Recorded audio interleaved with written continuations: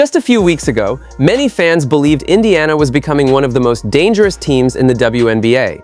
But by June 20, 2026, the conversation had completely changed. 2 games, 2 losses, 1 frustrated Fever fanbase. And when Angel Reese stepped to the podium afterward, what she said about Caitlin Clark wasn't the savage attack many expected. In some ways, it was even more revealing. Because beneath the compliments, there was a message that nobody could ignore. A message about why Atlanta keeps winning and why Indiana suddenly looks vulnerable. So Angel Reese took to the podium and she spoke about Caitlin Clark in the post game in the aftermath of the Atlanta Dream, absolutely embarrassing the Indiana Fever, beating them back-to-back games, this time overcoming a double-digit deficit, beating them by nearly 20 points. Angel Reese had another good game. She had 21 and 11 the first time. This game she had 18 and 8. The Atlanta Dream beat the life out of the Indiana Fever and made them quit. Stephanie White stinks. Kelsey Mitchell wouldn't pass the ball to nobody.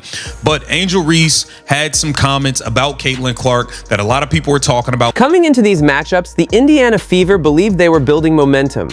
The season had been filled with ups and downs, but there was still confidence surrounding the roster. Caitlin Clark was continuing to put up elite numbers.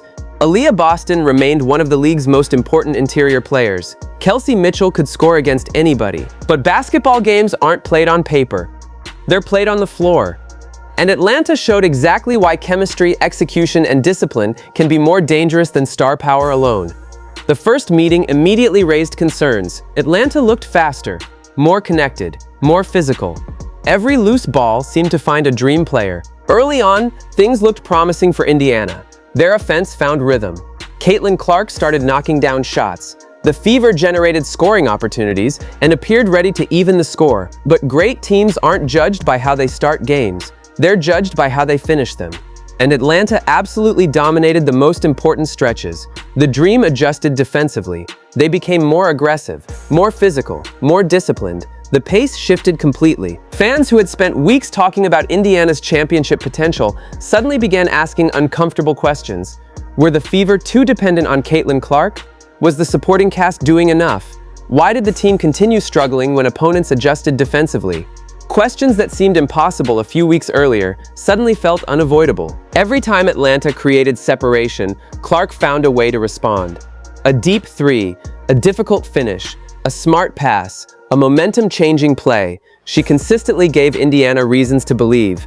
That's what superstars do, but basketball has always been the ultimate team sport. 1 player can change a game. 5 players working together can change a season, and Atlanta understood that perfectly. During the post-game press conference, Reese openly acknowledged Indiana's talented guards and specifically referenced the challenge Atlanta faced when defending them.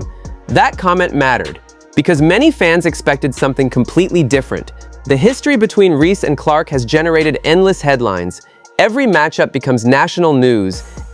Yeah, I mean, I think honestly, we start from our posts, just being able to make sure we're up on the screen because, I mean, they have great guards and them getting downhill is to their advantage. And we wanted to make sure we were stopping that. And I think me and Nas and Medina, when she came in, did a good job making sure that we contained them and got back to our man so Ryan, JC, and Leash could get back. So I think it was just a team effort. But I think the posts in the first half, we weren't great, but we wanted to come out in the second half and clean it up. She admitted Atlanta's defense wasn't good enough early.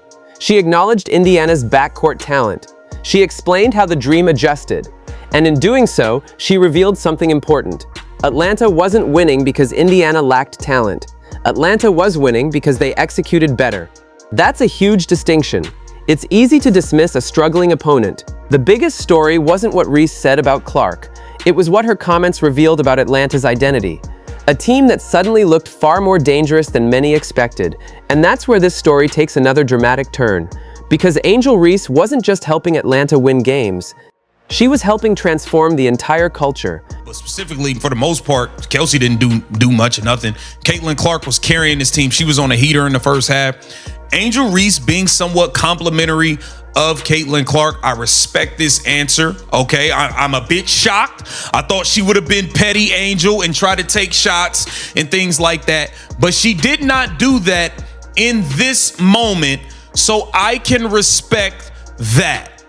I can respect that right there. Sometimes the loudest statements aren't delivered through trash talk.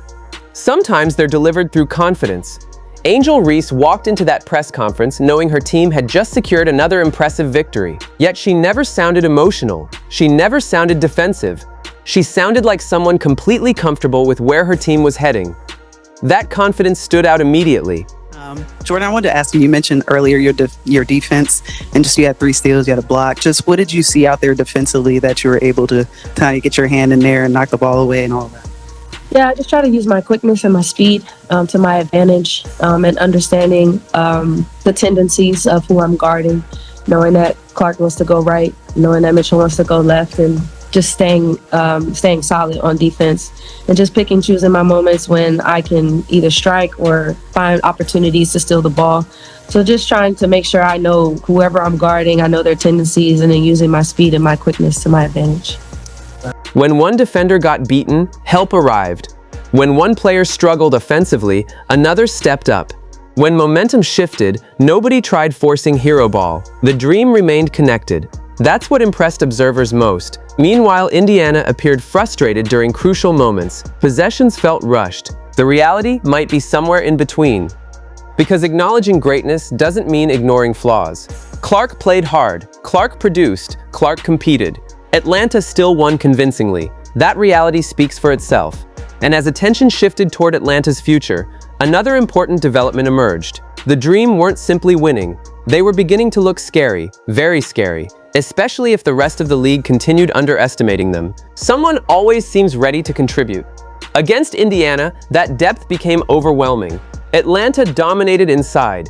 They generated transition opportunities. They pushed the pace relentlessly, and they forced Indiana into uncomfortable situations. One of the most impressive aspects of Atlanta's performance was their commitment to attacking the paint. Instead of settling for difficult perimeter shots, they repeatedly pressured Indiana's interior defense. Reese remained at the center of that identity. Her energy never disappeared. Her rebounding remained elite. Her physicality changed possessions. Even when she wasn't scoring, she influenced outcomes. That's why teammates continue praising her impact. And that's why Atlanta's ceiling continues rising.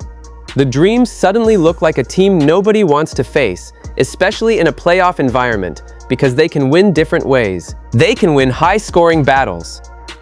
Versatility creates problems, and Atlanta is creating lots of them. Meanwhile, the Fever were left searching for answers. Answers that became more urgent after another disappointing loss, because talent alone wasn't fixing the issues anymore. Something deeper needed to change, and everyone knew it. Losing happens. Every team loses. Championship teams lose. Great players lose. That's not the concern. The concern is how losses happen, and Indiana's recent defeats raised difficult questions.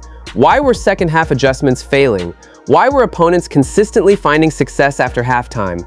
Yeah, I mean, I think for me, I knew Aaliyah was in foul trouble. So just trying to attack her as much as she can because she is very dominant. She's a very important piece for their team. When she subbed out, we kind of try to take advantage of that inside, from rebounds to post-ups to making sure we get a nice hit and roll, and emphasizing on that. So just paying attention to detail. And as the game goes, I think we were very strategic about how we wanted to do things, and we maximized it every single. The story between Angel Reese and Caitlin Clark continues evolving. Every matchup creates new headlines. Every game adds another layer, but this time felt different. Not because of trash talk, not because of controversy, because of results. Atlanta won, again, and Reese played a major role in making it happen. Reese earned praise because she delivered. Clark earned respect because she kept fighting. Both things can be true at the same time.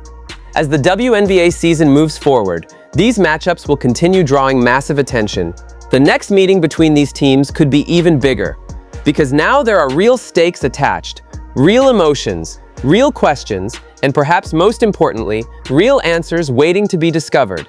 So here's the question. Did Atlanta expose a temporary slump from Indiana? Let me know your thoughts in the comments below. If you enjoyed this video, make sure to like, subscribe, and turn on notifications so you never miss the latest WNBA drama, rivalries, and breaking stories. Until next time, thanks for watching.